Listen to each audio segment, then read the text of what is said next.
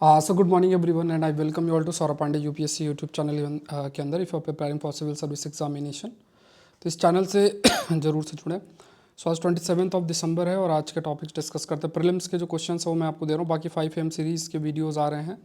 5 AM series के जो video आपके मंडे टू फ्राइडे आएंगे, ठीक है, ये ध्यान में आपको रखना है। तो इनको आप लोग ज़रूर से फॉलो करते रहना है। मंडे टू फ्राइडे आपके सेशंस आते रहेंगे, तो आप फॉलो करना। कंटेंट बहुत अच्छा है। अफ्रीकन वाइल्ड कैट के बारे में एक टॉपिक एनवायरनमेंट का है। Growing demand for rare earth, ये आईआर और ज्योग्राफी को लिंक कर सकते हैं। असिस्टेड डाइंग इन यूके की बात की गई, तो इस पर इंडिया के कंटेक्स्ट में कुछ पॉइंट्स डिस्कस करेंगे। तो पॉलिटी का टॉपिक है, this is linked with polity. Then role of extension services, aquaculture, ये एग्रीकल्चर का टॉपिक है। और Grampian national park overview geography का टॉपिक है। और फिर जो मेंस का क्वेश्चन मैं आपको देता हूँ वो रहेगा। Importance of Central Asia is beyond strategic, 10 number में लिखना है। अच्छे तरीके से आप अपने आंसर का इवेल्युएशन करा सकते हैं। आकलन प्लस का आप हिस्सा बन सकते हैं, ठीक है। तो अलग से कोर्स है इसके लिए, download Saurabh Pandey CSE app. कोई क्वेरी है तो इस नंबर पर आप मैसेज कर सकते हैं। ये क्वेश्चन आप देख लो, with reference to the product of volcanic eruption. और लास्ट में हम लोग इसका आंसर डिस्कस करेंगे। 5 AM सीरीज़ में ये क्वेश्चन डिस्कस्ड ऑलरेडी है। 5 AM सीरीज़ जो आपकी मंडे टू फ्राइडे है, ये सब प्रीलिम्स रिलेटेड कंटेंट जो मैं आपसे डिस्कस करता हूँ, जिससे आपको आइडिया लगे कि कंटेम्प्रेरी एस्पेक्ट से प्रश्न आते कैसे हैं। वो आइडिया आजकल बहुत सारे लोग सुन सुन के और वीडियो बना के, मतलब जो बातें मैंने बोली हुई हैं कि ये यहाँ से आ रहा है, ये यहाँ से आ रहा है, अब लोग उसी को बोलना स्टार्ट कर दिए हैं। और क्योंकि थोड़ा मार्केटिंग है तो अब वो चीज़ें ज़्यादा अपने हिसाब से अपना बोल के स्प्रेड कर रहे हैं। बट ठीक है, चीज़ें अच्छा मैसेज जाए लोगों पे, वो बहुत मैटर करता है। तो ये टॉपिक है आपका वॉल्केनिक करप्शन के कंटेक्स्ट में। तो 5 AM सीरीज़ में मैंने डिस्कस किया हुआ है।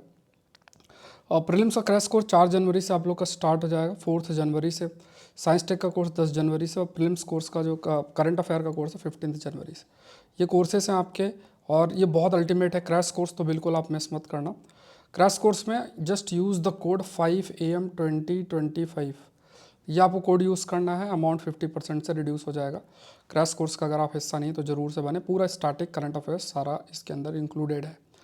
इधर उधर आप जहाँ भी आप ट्राई करना चाहे कर सकते हैं। ये मैंने आपको बताया हुआ है कि लगभग लास्ट ईयर 50% क्वेश्चंस जो सेशंस थे पूरे स्क्रीनशॉट मैंने आपको शो कर रखा है, वो आप देख सकते हैं। कहीं भी अगर आपको पढ़ना हो तो एक बार आप पुराने परफॉर्मेंस को ज़रूर से देख लेना। फ्री अवेलेबल वीडियो, ऐसा ना हो कि पुराने वो इधर उधर से जो है आपको दिखा दें। यहाँ पे अगर आपको जैसे मान लो मैंने स्क्रीनशॉट शेयर किया तो उसका पूरा वीडियो अवेलेबल है। मैक्सिमम वीडियोस यूट्यूब के अंदर ही हैं, विथ डेट मैंने बता रखा है, इस डेट पे ये जाके आप यूट्यूब में देख लो। तो इस टाइप से है, मतलब ऑथेंटिसिटी है उस चीज़ की। तो इस चीज़ को आप लोगों को समझना है, ठीक है।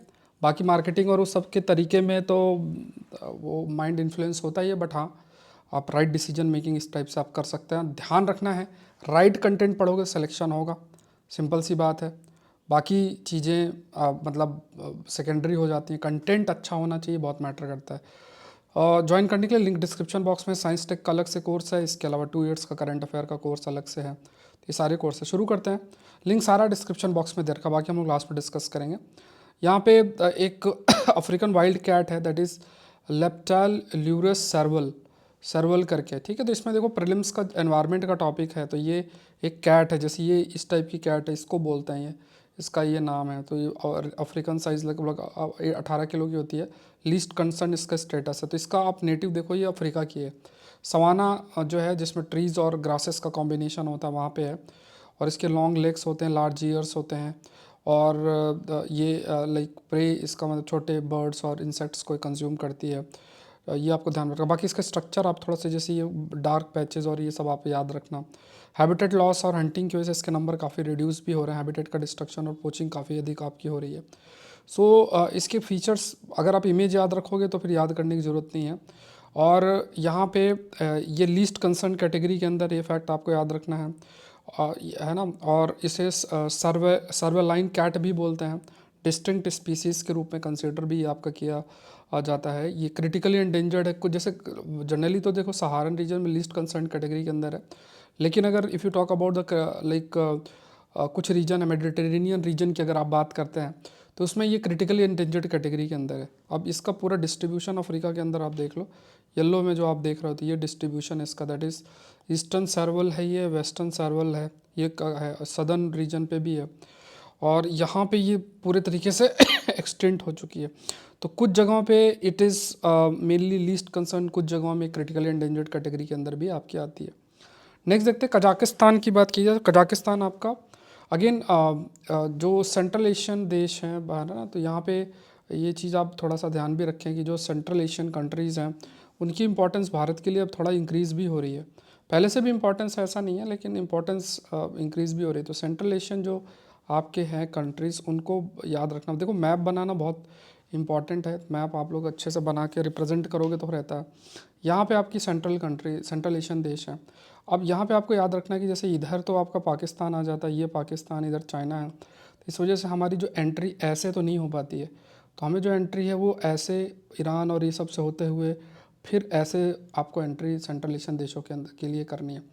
इनका स्ट्रेटजिक इम्पोर्टेंस भी है, ठीक है। साथ में जैसे मान लो कुछ आपके इकोनॉमिक कॉरिडोर्स जो हैं, चाहे ईस्टर्न यूरोप से लिंक हो या फिर ऊपर रशिया से लिंक हो, तो ये पूरा चाइना हमें ब्लॉक करके रखा हुआ है। देखो अगर चाइना की स्ट्रेटजी समझो, पाकिस्तान से हमें ब्लॉक कर रखा है जिससे हम इधर मूव नहीं कर पा रहे, और म्यांमार के माध्यम से हमें ब्लॉक कर रखा है जिससे हम आसियान देशों के साथ इतना कनेक्टिविटी नहीं बना पा रहे, ये है। और साथ में श्रीलंका के माध्यम से अगर करेगा तो फिर मेनली श्रीलंका और मालदीव्स के माध्यम से हम इंडियन ओशन रीजन तक इतना अपने इन्फ्लुएंस को इतना बढ़ा नहीं पा सकते या काउंटर वहाँ करना चाहता। तो ये एक स्ट्रैटेजी है। देखो ये थॉट प्रोसेस आपके माइंड के अंदर होना चाहिए, जो कि काफ़ी अधिक चाइना का जो अप्रोच है कुछ इस प्रकार का है।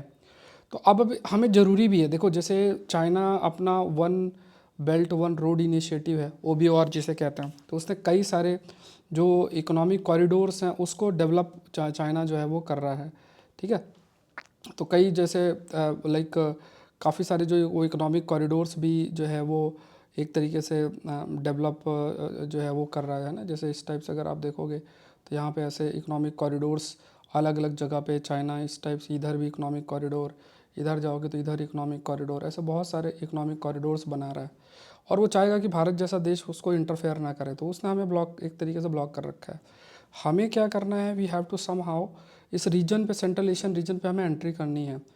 इसका इंपॉर्टेंस स्ट्रेटजिक सेंस में तो है ही, प्लस हमें कई सारे जैसे रेयर अर्थ एलिमेंट्स के लिए भी हमारे लिए इम्पॉर्टेंट है, रेयर अर्थ एलिमेंट्स के लिए भी इम्पॉर्टेंट। जैसे आप अगर रिन्यूएबल एनर्जी की तरफ जा रहे हो तो रिन्यूएबल एनर्जी है या टेक्नोलॉजी बेस्ड जो प्रोडक्ट हैं उनको बनाने के लिए अगर आप देखोगे तो बहुत सारे आपको रेयर अर्थ एलिमेंट्स की ज़रूरत पड़ेगी। उन रेयर अर्थ एलिमेंट्स को आपको कई देशों की ज़रूरत है, जैसे कजाकिस्तान है ना, जैसे आपका कजाकिस्तान जैसे देश है, जैसा ना इसमें मेंशन भी है, कजाकिस्तान जैसा देश है, इनकी हमें ज़रूरत जो है वो पड़ेगी। तो इसके कुछ पॉइंट्स जो हैं वो आपको ध्यान में रखने, ओवरऑल ये पॉइंट्स आपको याद रखने। तो यहाँ पे क्लीनर एनर्जी की तरफ, if you are proceeding towards a cleaner, अगर हम क्लीनर एनर्जी की तरफ जा रहे हैं तो वहाँ पे इसकी वजह से डिमांड रेयर अर्थ एलिमेंट्स की भी तेज़ी से हो रहा है। तो ये रेयर अर्थ एलिमेंट, तो अगर हम एनर्जी ट्रांजिशन की तरफ जा रहे हैं, रिन्यूएबल एनर्जी की तरफ जा रहे हैं, तो हमें रेयर अर्थ एलिमेंट्स की ज़रूरत पड़ेगी। बहुत चीज़ें डेवलप करने के लिए इन एलिमेंट्स की हमें ज़रूरत पड़ेगी। अभी स्पेशली हम चाइना पे बहुत निर्भर करते हैं, तो ये पॉइंट आपको ध्यान में रखना है। तो यहाँ पे देखो क्लाइमेट चेंज है, क्लाइमेट चेंज से अगर आपको डील करना है तो रिन्यूएबल एनर्जी की तरफ जाना पड़ेगा। और रिन्यूएबल एनर्जी की तरफ अगर आपको जाना है तो उसको डेवलप करने के लिए आपको रेयर अर्थ एलिमेंट्स की ज़रूरत है। तो यहाँ पे इन मटेरियल की सिक्योर आपकी सप्लाई होना चाहिए, स्टेबल सप्लाई आपकी होना चाहिए। मॉडर्न टेक्नोलॉजी के लिए इनके बहुत, जैसे बैटरीज, इलेक्ट्रॉनिक्स में इनका रेयर अर्थ एलिमेंट की बहुत ज़रूरत है और इनकी डिमांड भी तेज़ी से बढ़ रही है।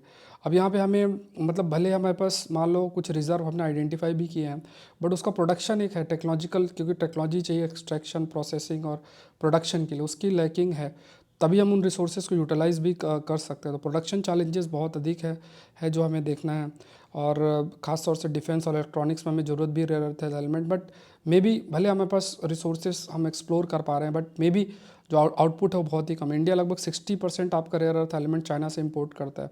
अब इसमें एक चीज़ और भी है कि चाइना, जैसे मैंने कई बार आपके लिए टर्म यूज़ किया, that is China weaponisation of supply chain की तरफ जा रहा है। Weaponisation of supply chain, weaponisation of supply chain का मतलब क्या हुआ कि अगर वो चीज़ हमें कुछ दे रहा है तो वो इतना आसानी से नहीं देगा। कोई चीज़ हमें देगा तो वो कहेगा देखो ये हमारी, मेरी ये बात मानो, ये करो, ऐसा करो, तभी जो है मैं आपको ये चीज़ प्रोवाइड करूँगा। तो ये एक मतलब वेपनाइजेशन एक मैटर ऑफ कंसर्न, इसलिए सप्लाई चेन रिजिलियंस मेंटेन करना बहुत मैटर करना है कि आज के ग्लोबलाइज्ड वर्ल्ड के अंदर ये ज़रूरी है कि चीज़ों का जो भी हमें मतलब लेन देन है या किसी प्रोडक्ट के प्रोडक्शन के लिए हमें रॉ मटेरियल की ज़रूरत है, तो उसमें इस टाइप का लिमिटेशन ना हो कि हम तब देंगे अब नहीं देंगे, ऐसी स्थिति जो है वो आपकी नहीं होना चाहिए। तो चाइना काफ़ी हद तक कंट्रोल करता है ये जो रेयर अर्थ एलिमेंट है, और बहुत हाई वनरेबिलिटी रहती है कि अब चाइना को पता है कि टेक्नोलॉजी बेस्ड प्रोडक्ट का बहुत डिमांड है।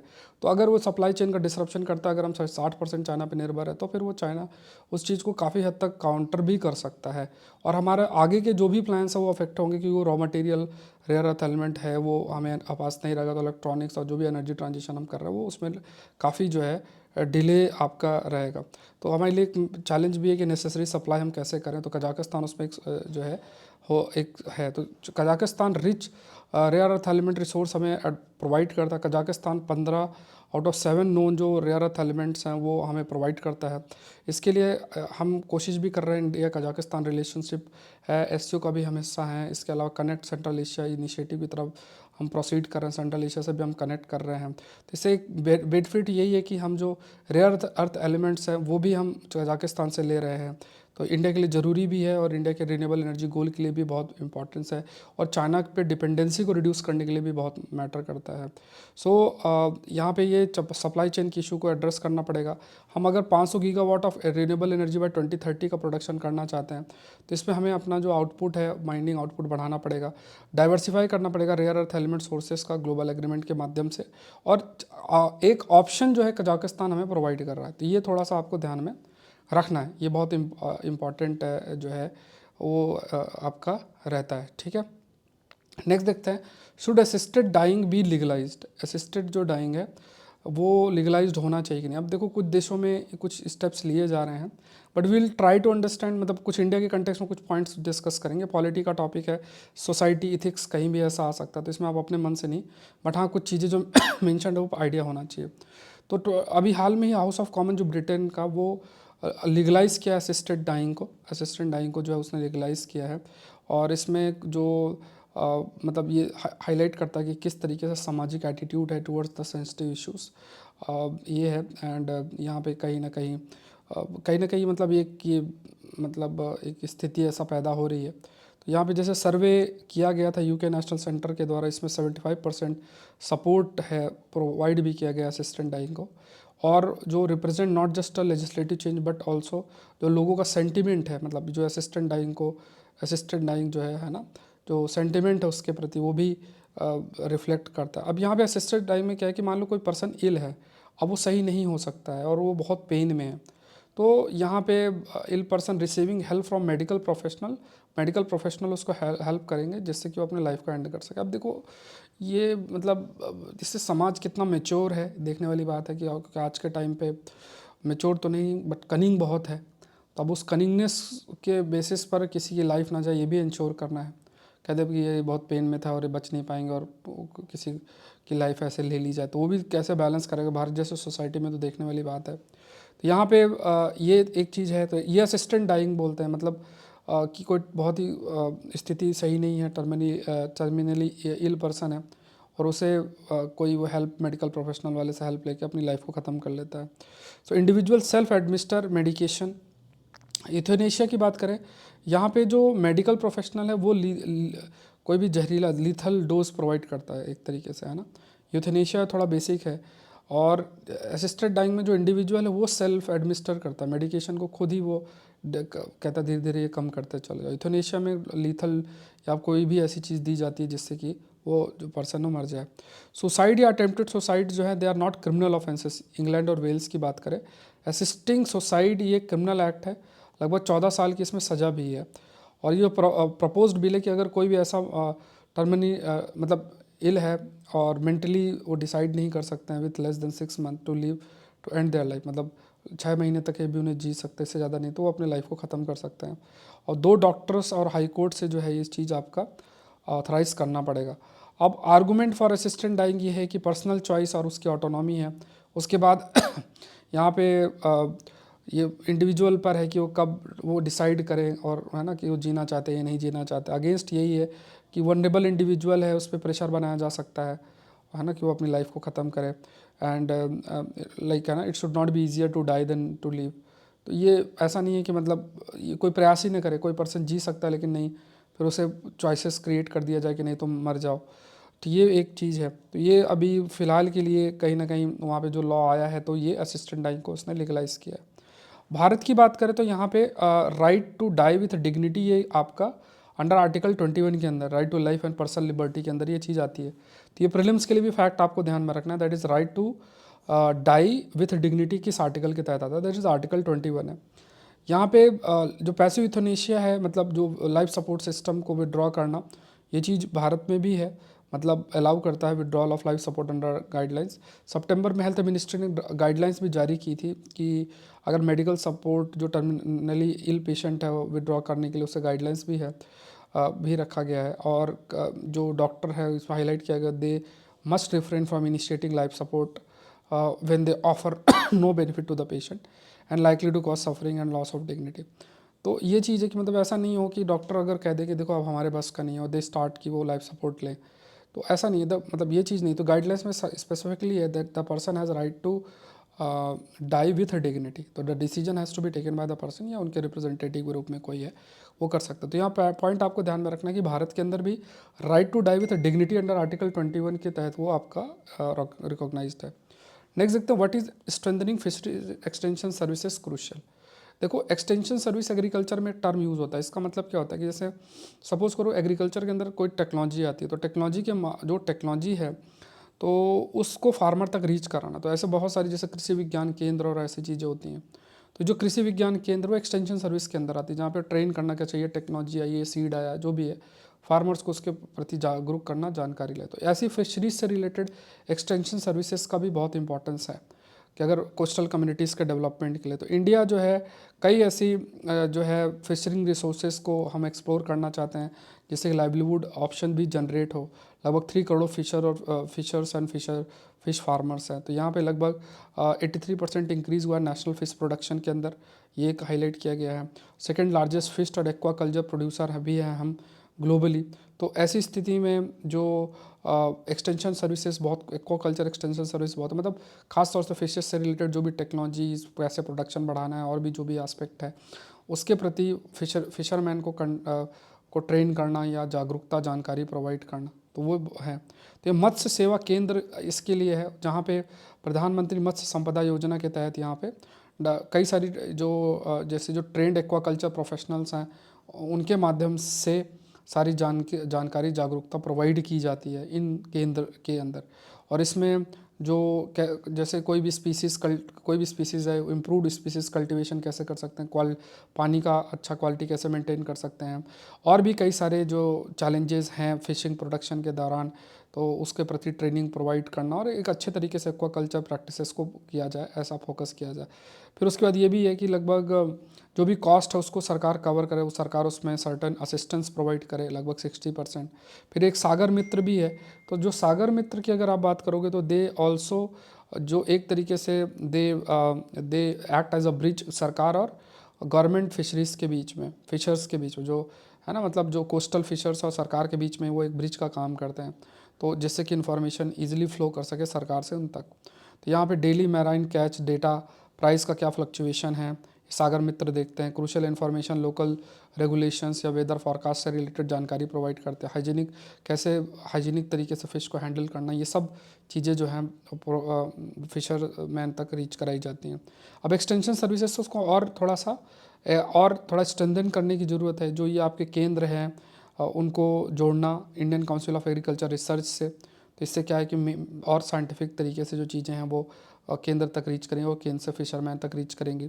डिजिटल आउटरीच टाइप है ना, तो एक्वा बाज़ार जैसे प्लेटफॉर्म है, सो उससे भी वर्चुअल लर्निंग है, जो फिशर्स है वो एक्सपर्ट गाइडेंस प्रोवाइड कर सकते हैं टेक्नोलॉजी के माध्यम से। अपने मोबाइल है उसके माध्यम से वो कई चीज़ें जो है सीख सकते हैं। तो ऐसे कई केस स्टडी भी हैं, जैसे केरला के अंदर सागर मित्र हैं, उन्होंने काफ़ी बड़ा रोल प्ले किया। महाराष्ट्र में जो ये केंद्र हैं उनका एक महत्वपूर्ण रोल है, तो ये है। तो ये फ्यूचर के अंदर फिशरीज एक्सटेंशन सर्विसेज बहुत मैटर करेंगी। अगर हमें मेनली टेक्नोलॉजी के माध्यम से इम्प्रूवमेंट करना है, लाइवलीहुड जनरेट करना है, एक्वाकल्चर को प्रमोट करना, अपनी कोस्टल कम्युनिटी का डेवलपमेंट करना है, तो ये जो एक्सटेंशन सर्विसेज है इनका एक महत्वपूर्ण रोल आपका रहेगा। ये पॉइंट्स याद रखना है, ठीक है। चलो नेक्स्ट देखते हैं, ग्रैम्पियन नेशनल पार्क की बात करें तो ये विक्टोरिया ऑस्ट्रेलिया के अंदर है। यहाँ कंगारूज, ईमूज काफ़ी सारी हैं। यहाँ माउंटेन लस्ट है ना, ये रॉक आर्ट साइट्स के लिए काफ़ी, जो रॉक्स से जो आर्ट साइट है उसके लिए भी जाने जाते हैं। तो ये ऐसा न्यूज़ आया था इसलिए हमको थोड़ा जानना है, ठीक है, बुश फायर की वजह से अभी न्यूज़ में है। अगर इस साल की प्रीलिम्स की आप लोग तैयारी कर रहे हैं तो मैं फिर कह रहा हूँ 4 जनवरी से हम लोग क्रैश कोर्स शुरू कर रहे हैं। तो क्रैश कोर्स के लिए जो कोड है 5am2025, ये कोड यूज़ करना है, अमाउंट 50% से रिड्यूस हो जाएगा। नीचे डिस्क्रिप्शन बॉक्स में ज्वाइनिंग लिंक है, सौरभ पांडे CSE ऐप आप डाउनलोड कर सकते हैं। ये है, इस कोर्स के अंदर मैं आपको पूरा का पूरा स्टैटिक और करंट अफेयर्स कवर कराऊंगा। ये बेस्ट आपका रहेगा, आप कहीं से भी चाहो तो कंपेयर कर सकते हो, है ना। और पिछली बार भी बहुत सारे प्रश्न थे, उससे पिछली बार भी बहुत सारे प्रश्न थे, जो सेशन उसके मैंने पूरे स्क्रीनशॉट आपको दे रखे हैं, इसी चैनल के अंदर है, चाहो तो देख लो। और जो लिंक मैं शेयर करता हूँ उसमें भी मैं वो लिंक डालता हूँ आपको। तो with screenshot around 50+ question session से हैं, और ये बहुत बड़ा नंबर है, आपको आइडिया लगेगा कि चीज़ें कैसे रीच करते हैं, अप्रोच करते हैं। तो ये बहुत मैटर करता है, ठीक है। तो इसमें काफ़ी 90+ लेक्चर्स आपके रहेंगे। तो अगर आप इस कोर्स का हिस्सा है तो प्रीलिम्स से रिलेटेड आपको किसी भी कोर्स को ज्वाइन करने की जरूरत नहीं है, सब कुछ इसके अंदर कवर्ड होगा। ये एक स्टॉप सोल्यूशन, मतलब एक कोर्स के अंदर सब कुछ है, स्टैटिक से लेके आपका करंट अफेयर से लेके हर चीज़ इसके अंदर है। अल्टीमेट कोर्स है, लिंक डिस्क्रिप्शन बॉक्स में है, ठीक है। 4 जनवरी से आपको वीडियोज़ मिलना स्टार्ट हो जाएंगे, ठीक है। बाकी साइंस टेक का सेपरेट कोर्स भी है, 2 इयर्स करंट अफेयर का भी सेपरेट कोर्स है। ज्वाइन करने के लिए आप सौरभ पांडे UPSC.com पे जाके ऑल कोर्सेज पे जा सकते हो। कोई क्वेरी है तो नंबर याद रखना 9057921649, आपको सिर्फ मैसेज करना। You can also download Saurabh Pandey CSE app, और ये टेलीग्राम चैनल है जहाँ पे आप अपने मतलब इस सेशन का PDF आपको अलग से मिल जाएगा, इसका भी लिंक नीचे दे रखा है। चलो इसका आंसर आप देना। 5am सीरीज़ में मैंने डिस्कस किया, उसको आप लोग देखें 5am सीरीज़ के अंदर, ठीक है। 5am सीरीज़ में जो कंटेंट है, ऐसा ही कंटेंट मैं आपको प्रोवाइड कर रहा हूँ, और टेस्ट सीरीज़ के अंदर भी, और प्रीलिम्स बेस्ड करंट अफेयर्स के अंदर भी ऐसा कंटेंट आपको मिलेगा। तो ये बहुत अल्टीमेट कंटेंट रहेगा, है ना। जो आप कंटेम्प्रेरी आस्पेक्ट से डिराइव्ड जो स्टैटिक टॉपिक है उनका कवरेज बहुत अच्छा रहेगा, तो उसको आपको देखना है। चलो मेंस का क्वेश्चन देख लो। Importance of Central Asia beyond strategic, 10 number पे जरूर से आप लिखो। आकलन प्लस के अंदर आपका आंसर का इवेल्युएशन हो रहा है, तो ये आप लोग अपना आंसर इवेल्युएशन और इस सब पे फोकस करें। अगर आप इवन 26 की तैयारी कर रहे हैं, इट्स वेरी इंपॉर्टेंट कि आप इस आकलन प्लस का हिस्सा बने। ऐसे का कोर्स भी सेपरेट आपका चल रहा है। क्वेरी है तो नंबर याद रखना है, आप अपने आंसर इस टेलीग्राम चैनल पे भी सेंड कर सकते हैं। मिलता है नेक्स्ट सेशन में। सेशन को लाइक करें, चैनल को सब्सक्राइब करें। Thank you everyone, thank you.